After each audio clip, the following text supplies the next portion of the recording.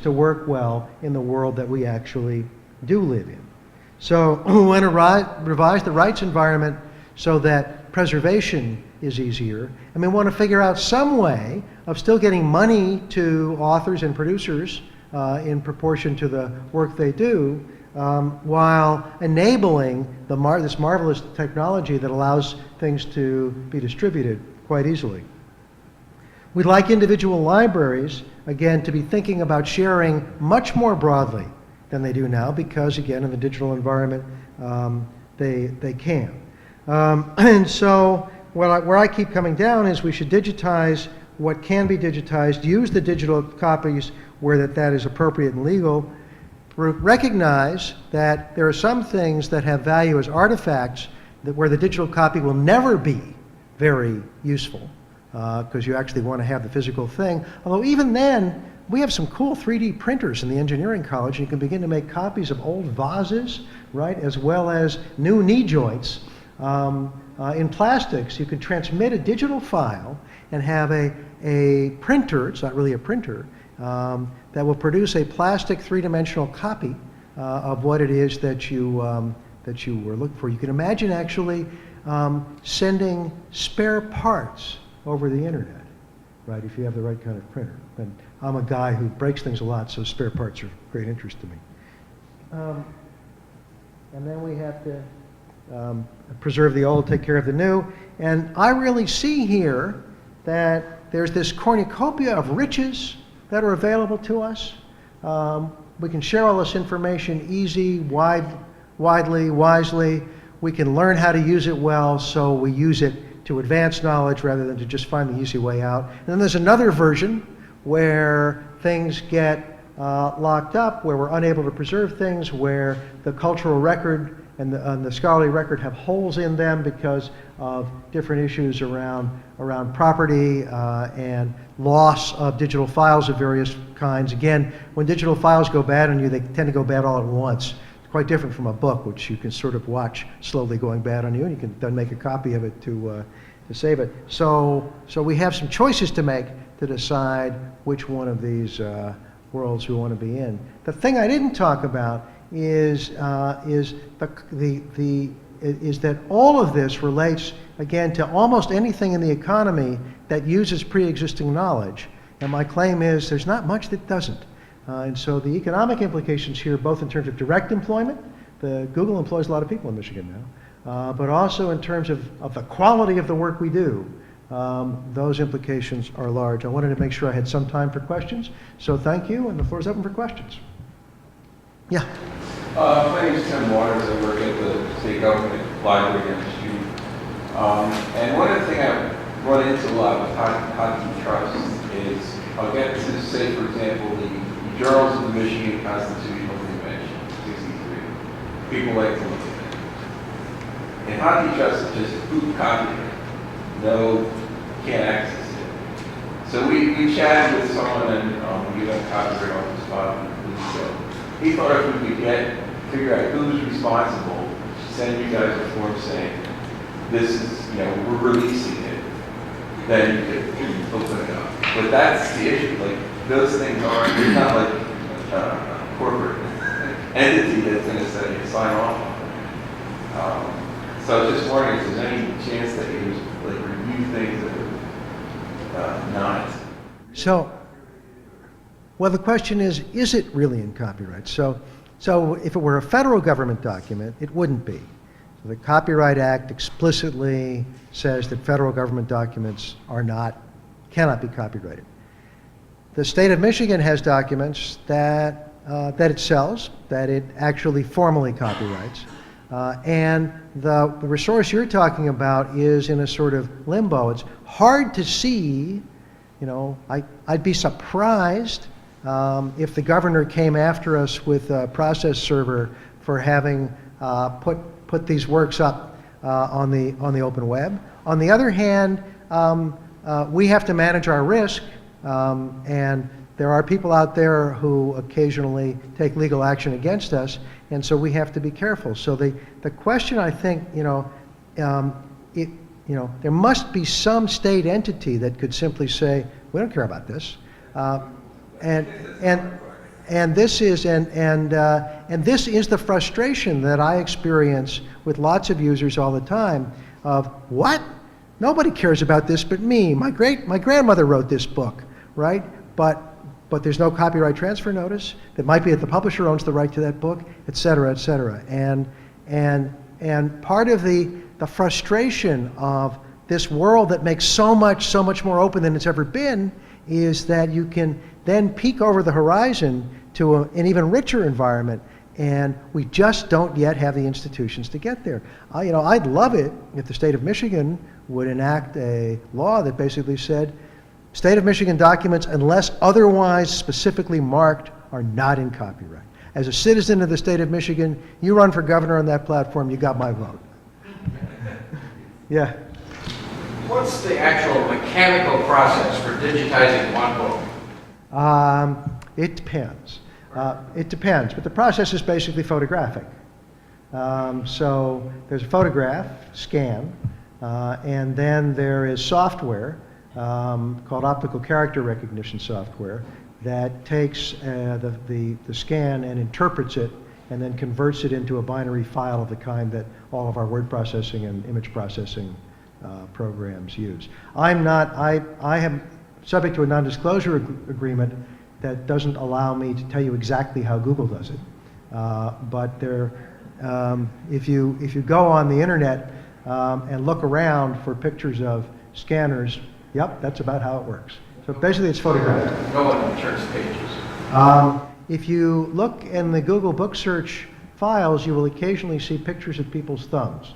That's the only answer I'm going to give you on that one. Yeah?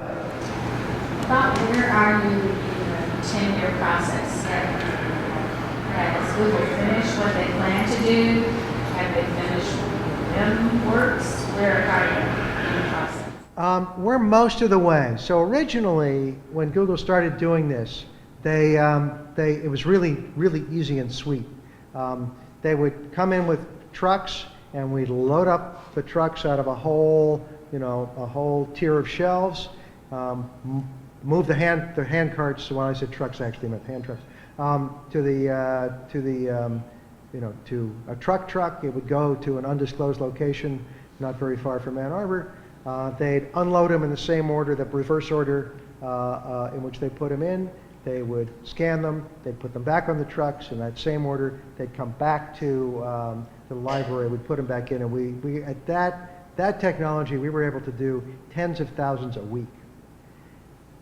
After a while, Google realized that they were getting lots of duplicates that way. So they were doing us, and they were doing Stanford, and they were doing California, and they were doing Harvard, and it turns out there was a fair amount of overlap. So they decided, wait a minute, we're actually not going to do the whole University of Michigan library.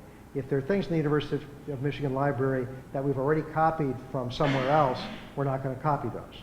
So the process has now gotten much slower because we're working from individual pick lists to filling in the holes. And then we at Michigan don't have access in the same way, depending on what library did provide the digital copy of something that we have a copy of, but they scanned it from somewhere else.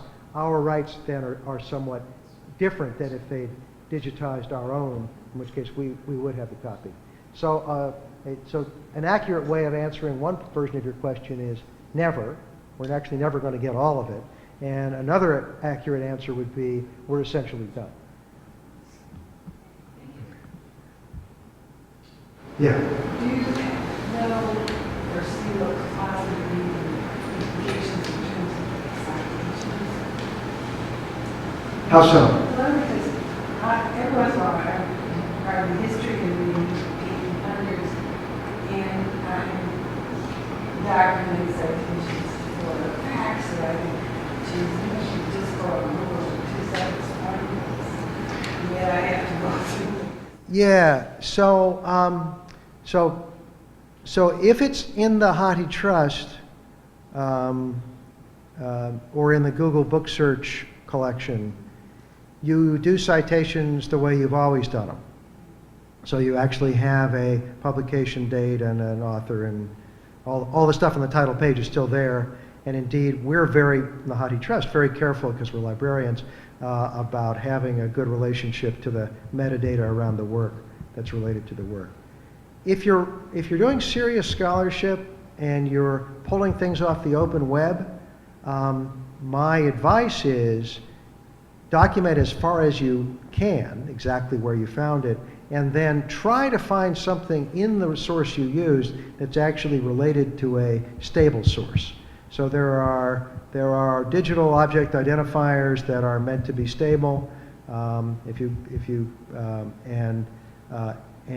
it's risky to use http:// accessed April 13th, 2011, because that thing might go away. And so if you really need it, then you probably ought to actually keep a copy that you can then use as background. So download a copy of the page that you used. But we haven't worked out how to deal well with the ephemeral sources that come with the internet. And speaking as a college professor, and also the parent of increasingly web savvy and therefore traditionally bibliographic unsavvy children, I have to say I find this to be a very difficult problem. That we live in a world where you can find almost anything you want to find a quote that says it, you can find it. Okay, is it actually any good or not? And this is the kind of thing librarians and teachers should be very good at, and we need to actually teach our kids, teach our students, teach each other standards of citation and replicability to reduce the amount of nonsense that's flowing around and to take care. So it sort of starts with your own practice. You want to be very careful if you're citing something that looks like it's an ephemeral source to make it as unephemeral as possible. Indeed, if you can find other places that have cited it, if you can find things that within it that are that look that's stable, that have traditional bibliographical records. And meanwhile, lots of people are working on the problem of how to generate stable digital object identifiers for documents on the web. Yeah. So what are some of the potential solutions for resolving the conflict between copyright and access, and have any other regions like the European Union provided models?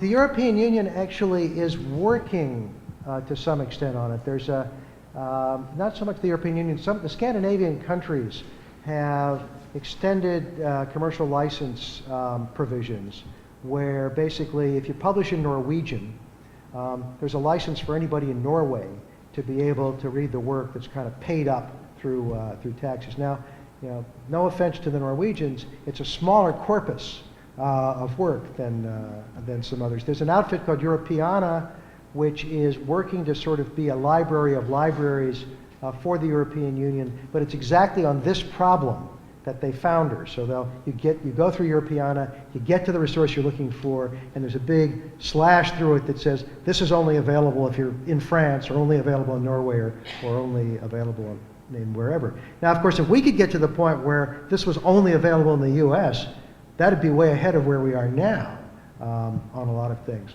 So there's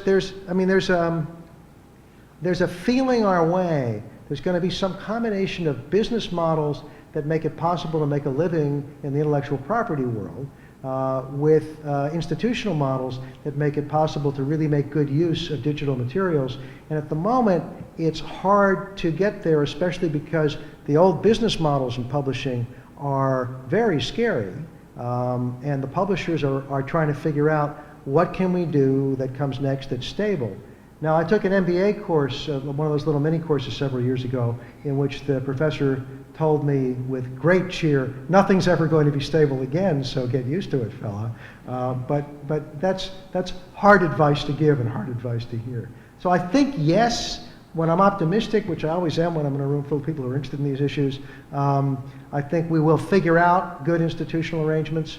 But we're a ways away. The Europeans are a bit ahead of us, but they certainly haven't found anything like the magic bullet. Was there a question there? No? Yeah? Oh, yeah. You were speaking about the library burning in Alexandria, and that was intentional, wasn't it? Yeah. And so do you think, with your last slide there, is there an analog for the future future, would you say Google is trying to advance civilization by doing what they're doing? I don't know whether Google is trying to advance civilization or not. When you talk to people there, they often have enthusiasm for exactly that cause. Whether they're trying to advance civilization or not, they have put in place a set of possibilities that could greatly advance civilization. So that's where I think that one. Yes, sir.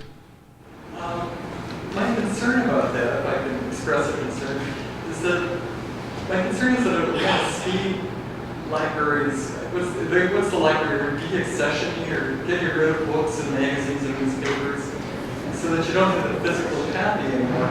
You're totally dependent on this ever-advancing technology. So that today you can read Egyptian hieroglyphics, but you can't read a floppy disk. I mean, if you put all this stuff, I visualize 300 years from now, archaeologists seeing these little shiny discs. And I wonder what people use those for. One of the reasons you can't get the Chicago Tribune, libraries used to keep hard copies of major newspapers, and they all got rid of them. Yeah, although at least they microfilm them, although that's a problem too. So there's two questions here. And one of them is, am I confident, or should we be confident, that we can handle the migration of formats so that if something is produced in XML, whatever we're reading things in 50 years from now, we'll still be able to read it. And my answer to that question is, yes, I'm confident that we can do that, but I'm not pretending it's cheap. And so when we're trying to keep things archivally, we limit ourselves to a few well-known, widely used formats where we're sure that when things do migrate, there'll be a clean migration path. So the HathiTrust 10 million volumes are in JPEG 2000. JPEG 2000 won't exist 100 years from now, but something will that has evolved from it, and we will be able to make the transitions at real cost when the time comes. I think the more serious problem is that some things that are produced in electronic form will never get captured in a way that's systematic and therefore be very hard to hold on to. Big problem, actually one of my favorite examples of what you're raising is, so as we all know, Hollywood is now using more and more digital film, right? And it turns out that it's not uncommon in the course of a feature film produced by one of the major studios, a feature digital film produced by one of the major studios, that dozens of formats are used that are quite incompatible with each other in producing the work itself. How are they preserving these movies? They're actually making a nice copy on film, because they know how to keep that stuff. If you keep it cold and dry, it lasts pretty much forever. Whereas being able to be sure that you can recapture all the digital formats is very difficult. They try to get those too, those might be useful, but at least they have a record of the final print, if you will, and it turns out the easiest way by far to keep the final print is to keep it in the form of a final print. So we have to be smart in the library world about making copies in formats that we're sure that we can hold on to, which will not always be the native format in which things were produced. Yeah?